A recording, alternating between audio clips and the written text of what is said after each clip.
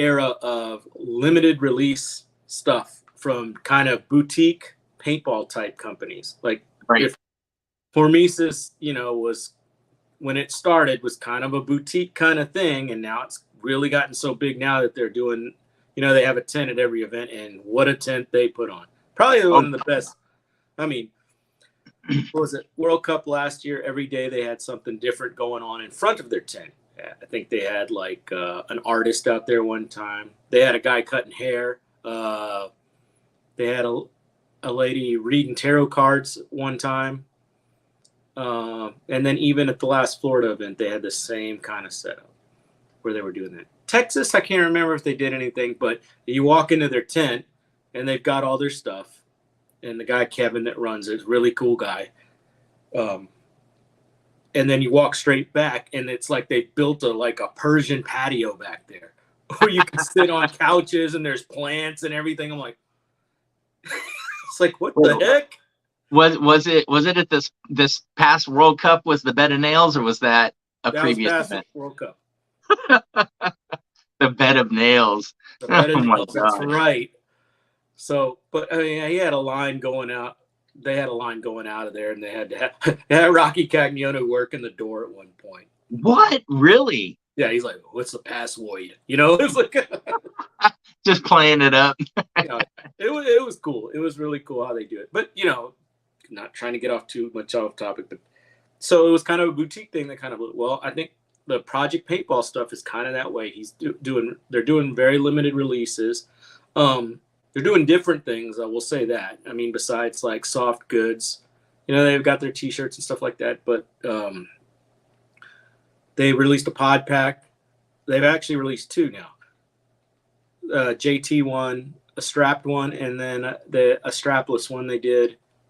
And Haley got one of the strapped up JT pod packs, which is right up her alley because JT is one of their big sponsors and also a Project One. So on that note, as Archie of course appreciated us supporting us, and then he talked to Haley a little bit more, and so now starting in Chicago, she's going to be shooting a Project LV or LV2. Oh, see, I wasn't even going to spoil that. I was just going to talk more about the guns themselves, but the cat's kind of out of the bag on it around here, so it might as well. So yeah, she'll be sporting that and debuting it there. And Archie's real excited about it. He was talking to her, he talked to her a little bit about it, and she was kind of hee-hawing about it because she's kind of a gun hoarder, so she didn't really give up her other LV2, but she finally said, this is probably going to be pretty cool and pretty neat thing. And, Archie's kind of throwing his full support behind her. So it'll be pretty good, So she's got a bunch of their soft gear and everything. And he was, he's talked to us about some of the other plans he has. God, cat fell off my lap and latched on. Come on, Ringo, really? You hunched up and went like this. I was like, oh crap, I'm gonna have to call 911. No, this guy decided to fall off my lap. Yeah, you. And he dug his claws into my leg. Come on, man. Ooh, been there. Be cool. So been there. So yeah, he's got a lot of exciting ideas and stuff. And so, I mean, we'll see where this goes. I told her I thought, and everybody so far that we've talked to told her, yeah, it sounds like a great opportunity. So, go for it. Oh, absolutely. Absolutely. I mean, it stays on brand with the sponsors. Destiny's sponsored by PE. They're sponsored by JT. So a lot of the stuff that, they're producing is she's able to wear it and not, cross any lines or anything like that. But more to the point, Archie's been shooting the Project milling patterns on his guns for a couple of years now, and they've always been really cool looking. His that CS2 Pro was the first one that I saw, and nowadays these guns are, there's not a lot of meat to them, so it's hard to come up with some of these more aggressive milling styles like we used to see back in the day. back when, I mean, how many private label impulses were there at one point? You know? Grief. I mean, yeah, the trauma. I think was there trauma one? There was a there was trauma, there was a rat, there was a tauntaun, um, there was a nasty, there was all kinds. Yep. I mean, there were so many. I was like, Which, Naughty Dog, but no, those were Indian Creek design guns. yeah, those were the freestyles. Yeah, After they stopped shooting the Timmy, and then before that the shockers. Oh no, they went carnivores. That's what it was. Yeah, they were shooting carnivores for a while. Then they went to the Timmies. Then did they go shocker then ICD, or ICD then shocker? I think ICD was one of their last ones. I mean, Rocky's back out there with his son now, and I'm like, oh yeah. I guess he's kind of a fully sponsored empire, and so he has his own private label. I think it's called the Empire 6, which is like the big brother to the Axe platform. Oh yeah.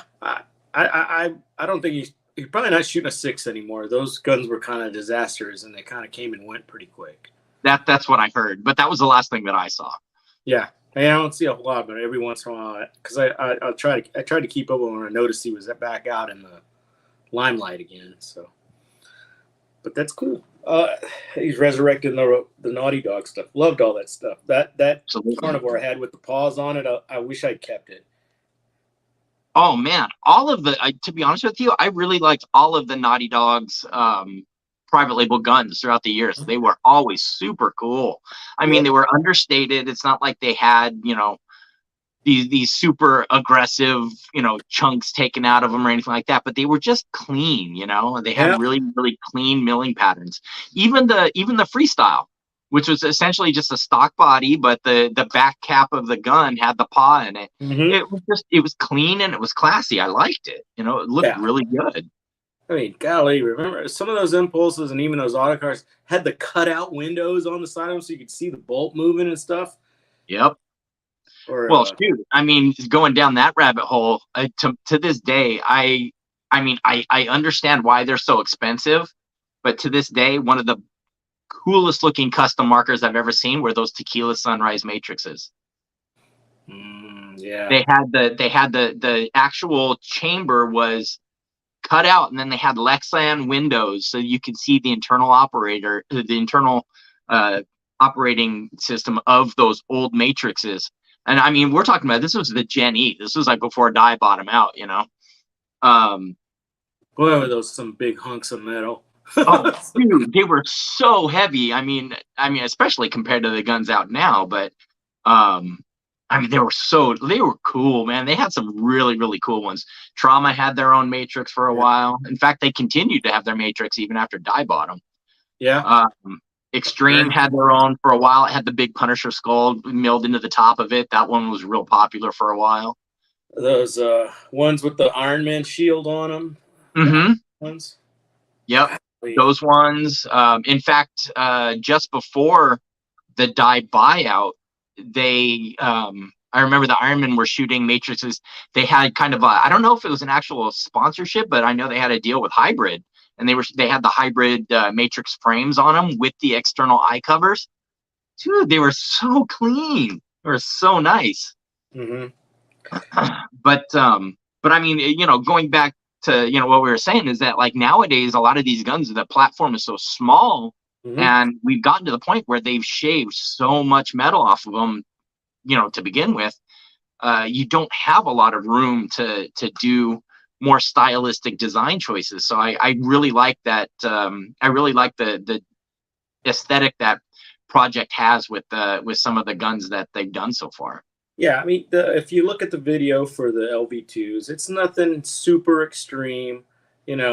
Most people that, if you look in the comments, really liked it. Every once in a while, so, like one of the AC kids was like, "Well, it looks like it's just got dimples on it." I'm like, "You got to look at it in person." Because at Bunkerfest, he had a few of his different guns. He had a Force out there that he had done, and an LV2 and some LV 1.6s and stuff.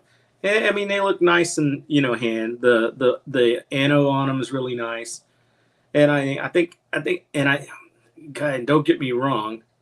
I don't. I think the red one is the one Haley is getting because she really wanted a red one, but she kind of got in.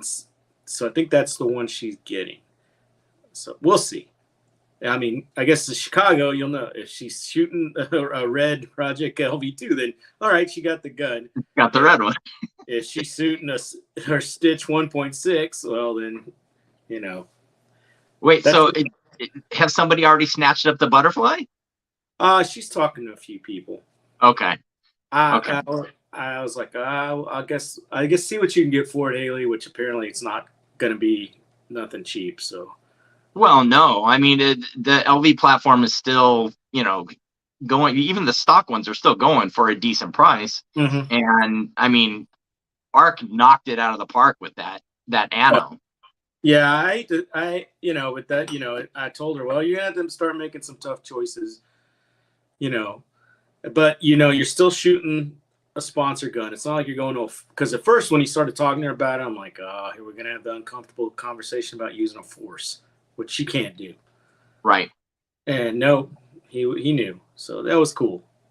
But so obviously she'll have that. She'll have her what I call her Billy Baru gun. Which she knows what that is because I had her. One day she's like, "Have you ever seen this movie Caddyshack?" I'm like, "Yes, I have." Yeah. I'm like, I may have seen it a couple of times, and so the reason that came up is because we had a kid that played for AC named Spencer. First time he introduced himself, he said Spencer. I said Spalding. And so now the whole field calls him Spalding. And so I would yell at him all the time, Spalding, get your foot off the boat. Well, she didn't know what it was. And then she just happened to see that scene from Caddyshack. She goes, that's where you got that from? And so then she watched the whole movie. Now she can recite the whole thing. Like I'm an American, Like a good red-blooded American. Right. So yeah, her Billy Baru is always going to be that 1.6. So. Which I don't blame her. I mean, that Stitch gun is iconic as well. That I don't think anybody who has even remotely come into the aura of paintball hasn't seen that gun. I mean, it's literally iconic. Yeah, I mean, I put up there with the Grumpy Cat. Who's it? Morehouse's Grumpy Cat GO3. Yep. Somebody's still running around with one of those around here and playing with it. I'm like, dude, that gun is worth so much. I think they just revived that ano. I could swear I saw that on is it a CS3 or a GO4? I thought I just saw somebody with that ano. The Grumpy Cat with the American bandana. Yeah, or is that just a throwback? It might be a throw. I don't know if it's a throwback because they're shooting Luxes now, or he is. Oh, okay. Now, who's Colt? Colt brought out his Colt 45s on CS3s, I think. I saw that. Yes, that's going to be. I think those are going to go for a pricey. Well, yeah, I mean the 3.5s with that ano on it still go pretty high dollar. And speaking of anos and milling, what did you think of HK releasing that HK mini? That mini. Okay, so this is going to be one of the few times where I really like the HK milling. Okay. I don't mind it on that gun. It looks good. It's already it's a very, very small platform. So, you don't, again, not a lot of room to play with, but I think they did it justice in that sense. However, I don't know if I can necessarily justify a private label on an entry-level marker like that. Thank you. That is exactly what I was thinking because, I see a lot of minis down here, and I have one. I own one. Chris started out with a old blue mini, not a Yeah. GS when they were mini minis. Yeah. He started out with one of those back in 2011. Back when invert was still a thing. Yeah. And yeah, it was an invert mini. Yeah. I remember he had to have we put the laser eyes on it and everything from Virtue and but yeah, most of the kids I know that are around here that have had them and are continuing in less than a year are already like, well, what am I going to do with this thing? Yeah, they move on from it pretty quick. They move on pretty fast if they're going to stay in it. Now, so, for the price of the gun, if I'm somebody's parent and I'm like, okay, well, $300-400 for this gun just to get them going if this is what they want to do. Because, and then you just sell it secondhand to somebody else for $200, or like one of the kids at our field bought one for $100 and it was a month old. The guy just didn't want it. Yeah. Wow.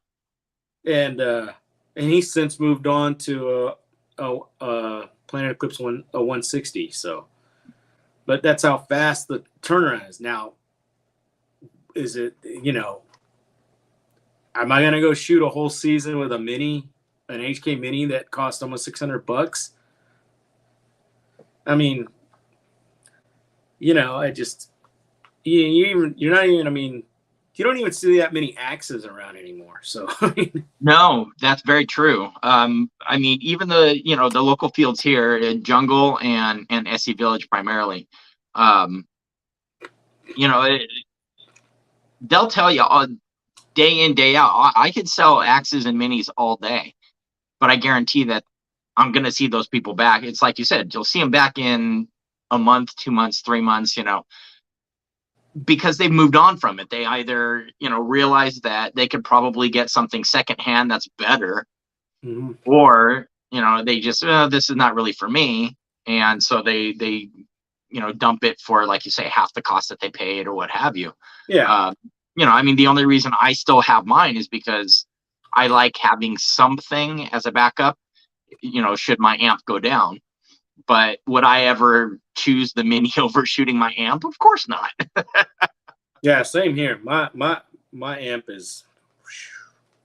Yeah, which and now that I think of it, I need to figure out a way to figure out the logistics of packing that thing up. I want to send it your way and have whatchamacallit. Niles and me. Have Pro Edge tech it for me, because Niles sent it to me. I mean, it shoots beautifully. I haven't had any problems with it, but I know it was when I got it, it was a team gun. And so it was essentially used as like a backup if somebody else's went down or something like that. So it may not have gotten, the full workup, but I know that there are bolts on the market that are better for it now and stuff like that. And yeah, I remember you and I were talking a little bit about how you have your setup. And I'm like, yeah. I wonder if I could squeeze maybe a little bit more efficiency or a little bit better shot out of it, Yeah, I mean, I got a staunchy bolt just because the F-16s are no longer available right now. So I know somebody is selling one for $200, so I was like, I'll pass. I'm good with it. That hurts. That's almost half of what I paid for the gun. Yeah. Not only that, but I'm now again going a little bit off topic, because we were talking more about like the milling style and stuff like that. But I'm wondering if Shocker isn't going to drop something new on us soon. I mean, the amp platform's been around 3 years now. Yeah. And and the rumor I'd heard was there was going to be something new with the amps and also the Luxes. And what I thought it was going to be was a bolt upgrade that was going to be interchangeable between the two. Because that's been a known thing for a long time. The bolts are interchangeable between a Lux and a Shocker amp. So, well, again, if nobody is aware of this, it's the same company making it. Mm-hmm. Shocker Paintball is owned by DLX, and DLX makes the Lux. So Yeah. So I had heard that it was going to be midsummer. So, and there's been nothing said about it, that it was going to be like, what did they call it? When the Lux did the bolt upgrades on their stuff before they released the ice, or after the ice. I think it was after the ice. Yeah. And they were saying, hey, we're releasing a new Lux. It's going to have this new bolt in, but if you want to keep your ice or whatever below it, you can go ahead and it'll slide right in. Right. And I think I thought I heard that they were going to do something similar to that with the amps and the Luxes, the Team 40s and the Shocker amps.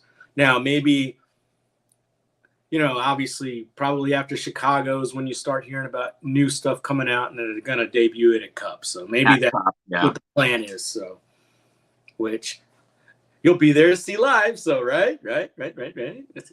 Again, it looks like that's going to happen. I'm pretty confident that I can make it happen. So, okay. We can call the guy at Volcano Hot Pot and ask him if they're going to be closed because of the storm or something. So, what do you mean storm?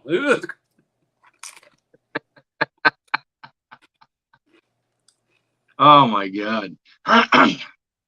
Yeah. So the only other thing that I wonder when it comes to, and just kind of in the marker, in the marker area of the sport right now, what more can these companies come up with outside of just a new body style, maybe, making a slightly smaller, bolt platform or something. I don't know. I mean, we're kind of reaching a point where last year is the same as this year, Yeah, and I mean, what's the big claim every time they release a new platform? Better efficiency. Better efficiency, lower operating pressure. Yeah. So, we've gone from the days of 600 psi operating pressures down to 2, and now we're sub 100. Sub 100. On, like, I guess CS3s are like at around 90 something. Well, that's what their claim was. I've heard different too on that, but and it's not like I remember I was so excited when I had my my VCK Axe and I was able to work it down to 190 psi input on it, and I was like, look what I did. But yeah. Yeah, that's the big claims now. I don't, I guess looking at the big, what would be the big technological breakthrough? I mean, I've seen 2 in my life, maybe, or 3. I guess I'm probably forgetting something major. The jump from mechanical to electronic with the old Shocker, the old. The shoebox Shocker. Yeah, I just saw one of those for sale at X Factor not too long ago. No way. It was a Shocker 4x4 with the Max Flow on the bottom, and the guy Jeff, who's a really good PE tech out here, and he's one of the pit guys for X Factor. I'm like, Jeff, where did that come from? And he said this guy found it in his closet. He didn't want it. Yeah. He was selling it for $200. I really should have bought it just because I asked him if it worked, and he goes, "Yeah." I was like, "Oh man, I should have bought it. I should have bought it just to have." I remember when I was out there with my Spider Elite, and I'm like, "Whoa, this guy is shooting 5 balls a second with that thing." But yeah, Rainmakers. I mean, I love the look on that. What a hunk of junk though, but. Are you kidding me? To this day, if it were possible to, make it a little bit more compact, I would definitely, seek out another Impulse. Yeah. Like, I loved my Impulse. I loved it. One of the things I love the most about it, and I know this is like nowadays you wouldn't be able to get away with it, but I could smack the back of my tank and the gun would go full auto. Yeah, my VCK Axe could do the same thing. I was but so that was one of the big major jumps, and then after that, we started getting the spool bolts on these, and then I guess what else? With the hybrid spool with the axes with the spring Yeah. arms on them. So I mean, and then Well, and I mean, long gone are the days of Virtue being like their big claim to fame initially was their aftermarket boards, you know, and oh that's yeah, that's really how they established a foothold in the industry to begin with. their boards and Um, yeah, their eyes and their boards. Yeah, yeah, but I mean, now those things are no longer. I mean, it's no longer necessary to have anything aftermarket because it's all cooked into the to the stock boards now. yeah, and I mean, it's not like we're not going through the big balls per second wars anymore. Yeah, Even yeah, with everything's capped at NXL at 10. Is it 10.5, 10.2? 10-2. 10. Yeah, I mean, the old auto mags that would outshoot everything with the RTs and all that and stuff. And Which good, I'm still very low key jealous of your mag. It's so nice. I know it's over there sitting next to my STO right now. That thing is so nice. um. So yeah, what's the next major jump in technology? Well, I honestly, I think we're starting to see it right now with the resurgence of like more mech play and stuff like that. Mhm. That combination of the lower operating pressures and efficiency in the current platforms with the mechanical style play, these single trigger frames that are available for the Luxes and the Shockers and stuff like that. Right. I But mean, it kind of funny though. So they come out with these EMEX, right? Which wasn't necessarily the first ones because you had those not old Shocker ones. What were they? The Envies, not the Envies. Oh, what were those plastic body smart part guns that were mechanical? oh, the Ion. Ions. Yeah, So and the Ion it essentially is still being made. yeah, It's just being made under a different name. right. And it was basically the valving on those is kind of what the EMEX is. It was kind of the grandfather of all these mechanical guns now like that. Yep. Yep. And so you get this EMEC and like, I had two of them, and Haley had one, and I remember she went out there with that, and she was playing. She was by herself doing drills, and this birthday party of little boys came out there, and they wanted to play on the airball field. And she's like, "Well, I'll just use this." And she comes back off. She goes, "I was trying not to hit them, and I couldn't stop. I was sniping them." I'm like, "Okay." But yeah, great gun, great little gun for the price at the time. Was $200. Oh, absolutely.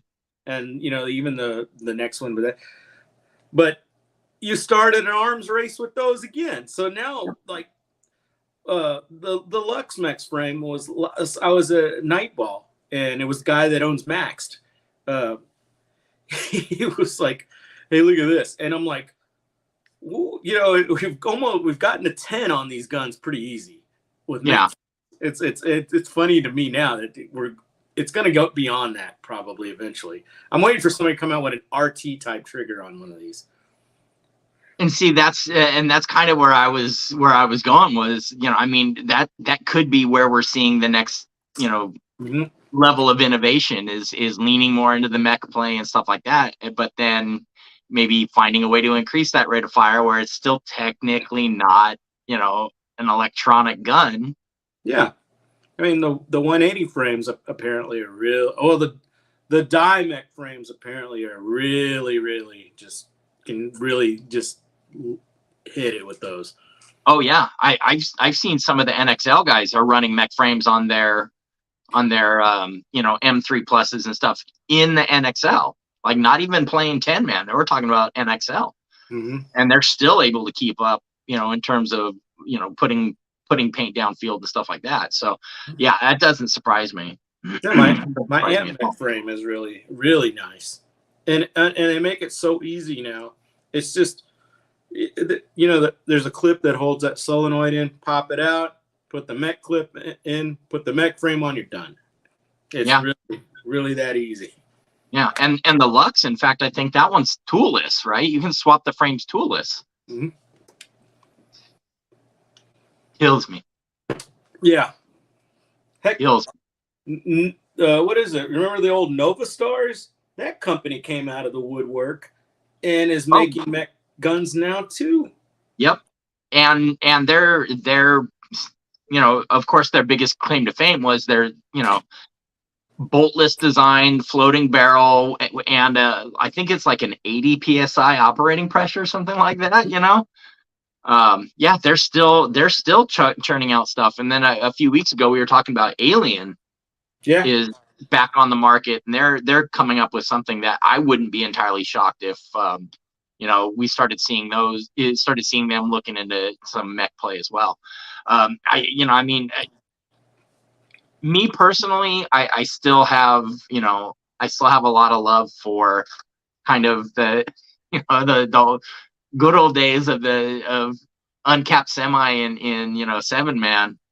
Yeah. So that's always going to be where my heart is. But this mech revolution is kind of it's taken over. I think we're going to see more and more of it. So yeah, I wouldn't be surprised if we started to see more innovation on that end. I know Deadly Wind just released a new 3-way valve that is compatible with the EMEC, GMEC, and I think the 160, 170, 180. Mm-hmm. Haley's got one of those. She's got a 170 with that in there, and that's another Ryan Hall special she got for ICPL that she didn't even play in, but she got a medal for. Yeah, somehow she got a medal, but she didn't actually walk on the field. I know. I go, Haley, how did you manage that? And then she's she's like, it was a fun trip. I'm like, okay. Who's it? Maddie Marshall even mentioned she was there, but she wasn't playing. He goes, yeah, Haley Leba is on the roster for Valhalla, but I hadn't seen her out there playing. He goes, no, she's standing over there watching. It's like, I was like, did you at least pod some freaking pods or anything? She's like, yeah. I was like, okay, great. Well, you did your part, I guess. So I guess. Oh my god. So rewinding a little bit, talking about Archie and Project Paintball. So you said something that I kind of was like, oh, wait a minute. So he has a Project Force. Mm-hmm. So we're finally going to see something other than that shark gill milling on the Force gun. And I really wish I had been on. I should have taken all the pictures of all the guns he had on his table, because yeah, he had a Force there. And it might have been his own. Okay. Yeah, because it was kind of a cosmic purpley look. But I'll be honest, I don't look at those guns enough to know what the difference is between the two, because I see Mike Urena with his all the time. Mm. And I've never opened it up. Let's put it that. A couple of weeks ago, he was having consistency problems, so I cleaned up his reg, which is a powerhouse reg, which I'm pretty familiar with because that's all Haley uses. Which, by the way, Project has got powerhouse regs, specially milled, which look really nice. Yeah. He only had one at Bunker Fest, and then Haley's got an AC one. She's got one she won last year at Frostbite, so it's all nice and blue. And no, she's got 2 AC ones that she's got. So I get the honor of using one of them. So I've got one of my own, actually. Niles gave me a Texas Cyclones long body. Yeah, while I was down there. I just need to figure out. Whether or not I need to make adjustments to it. I'm going to tell you right now, I'm totally clueless on these adjustable regs. Normally, I'm like, does it screw into the ASA? Good. All right, let's go. That's all you gotta do. I mean, I my background, my engineering background has in refining and chemical plants. It's all valving. It's all Yeah. the same stuff with the solenoids and everything. All the same. I mean, all the principles are the same. It's just where I work, the pressures are a lot lower, like 60 psi. But you still have a stem with a spring that's kind of preloaded that you can put tension on that will allow you to open that valve as fast as you can, according to what the solenoid does. Same principles. So I'm not surprised anything that I open up with any of these guns or anything. So I was a world-class autococker tech for a long time. So. And I'm telling you, man, that was a hard lesson for me to learn when I was, when I worked for Unique and then another shop called PPC out here, Paintball Players Club. Mm-hmm. That was a hard lesson, learning how to tech cockers. And then the guy who owned PPC decided to come out with his own private label gun, which were System X cocker bodies that didn't say System X, and he called them crushers, crusher with a K. But then he straight up stole Bob Long's reg design and sold them as crusher regs. And so we had to learn how to tech Bob Long regs, and they had all those stupid shims in there, those Timmy regs, God. So the System X ones. So those are the spider valve ones too, right?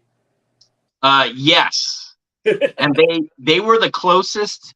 I don't know if you remember them, because I know Avalanche shot them for a little while. They had a gun that was essentially the closest thing that you could come to a spimmy. They were like spider. They were basically like spiders that had Timmy guts, And man, talk about heavy gun. Those things were bricks, man.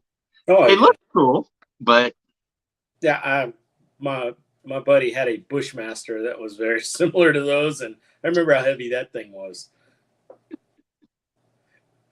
Oh my God. Well, we could probably wax nostalgia for hours and hours, but it's getting late for you. I need to call it, because unfortunately, like I said before, I'm not in the greatest of health right now, but God, this was too much fun. Too much fun. Yeah. Despite my version of Eugene trying to bring the party down. But, hey, you. What the hell did I do? He's like this comedian lady. She was like doing a medical benefit, and that always just makes me. She's like, I got the worst intro ever. He's like at a medical thing, and the lady introduced me and was like, and that is why they are all dead. And now comedy lady. And it was like, that was Eugene today. Excuse me. Oh my God. Excuse. So, okay. Well, fell off the rail a little bit. I think we covered everything. Tournament talk. And then product talk. Yep. Let's see. In case anybody out there doesn't know, buy cookies. Buckaroo Bonsai says so. That's right. Right. And let's see. What else? And we actually touched on some rumors too. So. Oh, we did? Yes. Yeah. So in the next couple of weeks, hopefully I'll hear back from. Well, I'm gonna. I was gonna mention what might not be a bad idea is between now and Cup, if possibly you can get at least one representative from some of these WNXL teams to just kind of talk about their team. I would love that. I would love that. We've actually reached out to Vibe on numerous occasions. We've reached out to the Diamonds before they folded. But I mean, even if we could get some of the Destiny ladies to come on, I would love that. That would be great. Let me. I got some contacts with Vibe, so their coach is an AC kid. So an OG AC kid. So you see, when I refer to OG AC kids, I refer to all of Haley's bunch. Then when I refer to the new ones, I refer to the younger ones. But yeah, Rich is he's a good friend of ours, and just as a side note before we close, I attribute to him as one of the reasons that Destiny won Florida. And the joke is because Haley speaks AC so well that because Vibe had beaten, who did they beat? Heroines. Yeah. I think it was something along those. I'm probably way off, but they were knocked out anyway. So she was talking to Rich, and he was like, "Oh well, blah blah blah blah blah blah blah blah," and I'm like, y'all do know y'all are talking AC talk, right? It's like I always joke with people. I said Haley knows like 3 or 4 different paintball languages because like AC is 80 something different calls that they use, and she knows them all.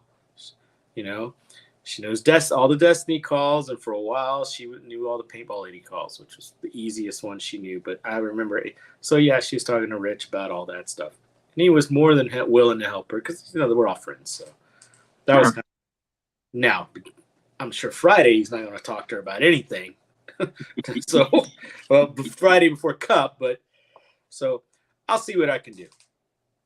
No, I appreciate that. Like I say, it's been a little bit of a struggle trying to get guests to come on, especially for some reason the WNXL teams they just don't get back to us. But yeah, I mean, like I say, if you happen to get a hold of somebody, get in somebody's ear, yeah, that'd be great. Would love that. Love that. One other thing that I wanted to close out on. So I've recently been chatting back and forth with one of the players from a D5 WCPPL team, Arizona Pole Position. Really chill guy named Andrew. That it was funny. He actually started following me on my personal account, and I happen to be, because I mean I'm stuck in the house right now, so what do I have to do all day? I'm literally watching videos on YouTube, and but one of the other guys on Pole Position has a YouTube channel, and he's been vlogging their progress through the season so far, and so long story short, Andrew was getting a bunch of hell because he was eating a bagel with cream cheese that had jelly on it. Well, me personally, I've done that lots of times, and it's delicious. So I messaged him, and I said, you know what, I'm on your side. And whoever it was that your teammate was eating cream cheese with peanut butter, he probably pulls the wings off of flies. He goes, they don't get it. They don't get it. So yeah, I just kind of wanted to give a shout out to Andrew and Austin and the rest of the guys over there, Arizona Pole Position. I'm hoping to try and get them on the show. I mean, obviously, this is part of the reason why Eugene and I started it, was to give the divisional guys, the lesser known teams and players, a platform to be able to talk. So hopefully we'll be able to get them on as well. But yeah, otherwise, I want to, again, thank you for coming on. I really appreciate it, especially since it was kind of last minute. But it's always a pleasure. So that being said, I want you to go ahead and take us out.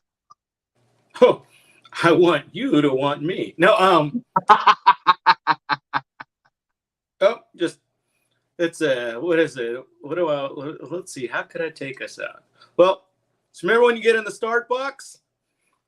I tell you the same thing I tell my kids. Air on, gun on, hoppers on. Take your shot. Get ready for your 5. Sounds good.